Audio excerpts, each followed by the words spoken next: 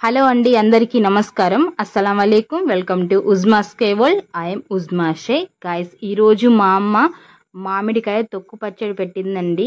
మీకు ఒక విషయం చెప్పడం నేను మర్చిపోయాను. మా అమ్మ పికిల్స్ నెక్స్ట్ లెవెల్లో పెడుతుంది. పచ్చళ్ళు చాలా బాగుంటాయి మా అమ్మ చేత్తో మాత్రము. సో అదే విధంగా ఈరోజు మామిడికాయ తొక్కు పచ్చడిని చాలా సింపుల్గా మా అమ్మ చూపిస్తుంది.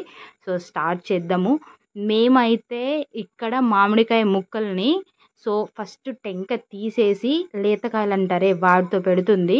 ఇలా కచ్చా పచ్చగా అయితే మనము ముక్కల్ని దంచుకోవాలండి. సో ఇక్కడ మా అమ్మ మానిక అంటాం కదా, అంటే 1 కేజీ వరకు అయితే ఈ ముక్కల్ని తీసుకొని ఆ విధంగా రోట్లో అయితే దంచుతుందండి. మీరు మిక్సీలో కొంచెం కోర్సుగా పట్టండి. అంటే సో అమ్మ చూపిస్తుంది కదా గైస్, ఇలా అయితే ముక్క నలగాలి. బట్ అక్కడ జ్యూస్ లాగా అవ్వకూడదు, బాగా మెదపకూడదు పచ్చడికి చేసినట్లు.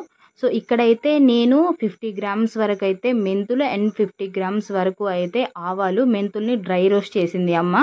సో రోట్లో వేసుకొని పౌడర్ చేయాలి. మనం ఇంతకు ముందే ముక్కలన్నీ కొంచెం కొంచెంగా వేసి దంచుకున్నాం కదా. సో ఆ ముక్కలన్నీ ఒక బౌల్లో వేసి మా అమ్మ ఇక్కడ గ్లాస్ చూపిస్తుంది. ఆ గ్లాస్ నిండుగా అయితే కారం తీసుకుంది. సో మిగిలిపోయిన మామిడికాయ ముక్కలు కూడా అందులో వేసింది. అలాగే ఇప్పుడు ఇక్కడ వెల్లుల్లి తీసుకుందండి. వెల్లుల్లి ఎప్పుడు అలా రాగా వేయకూడదు, కొంచెం దంచి వేస్తే దాని ఫ్లేవర్ చాలా బాగుంటుంది. సో మా అమ్మ ఎప్పుడు దంచే వేస్తుంది.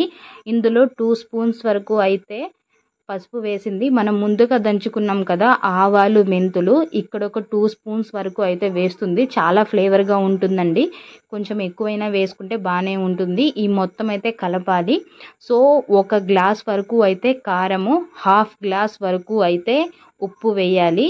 మీరు కల్లుప్పు వేసినా అలాగే మెత్తటి ఉప్పు వేసినా కానీ చూసుకొని వేసుకోండి.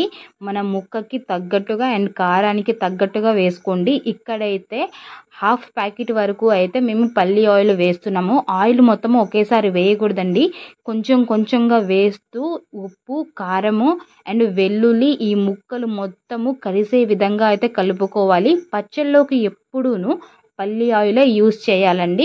సో మొత్తము ఒక్కసారి అయితే కలపాలి.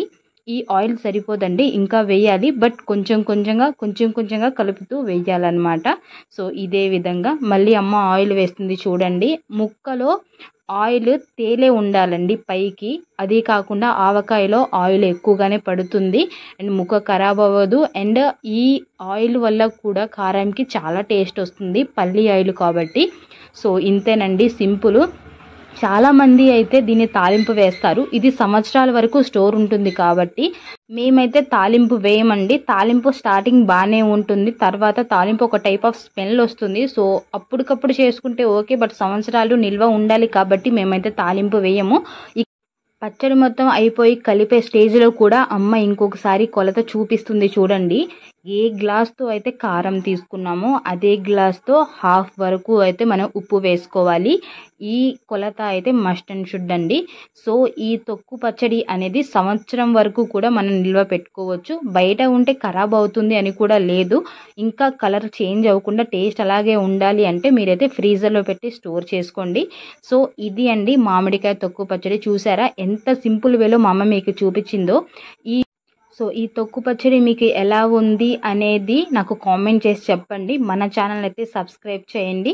Thank you for watching guys. Love you. Bye.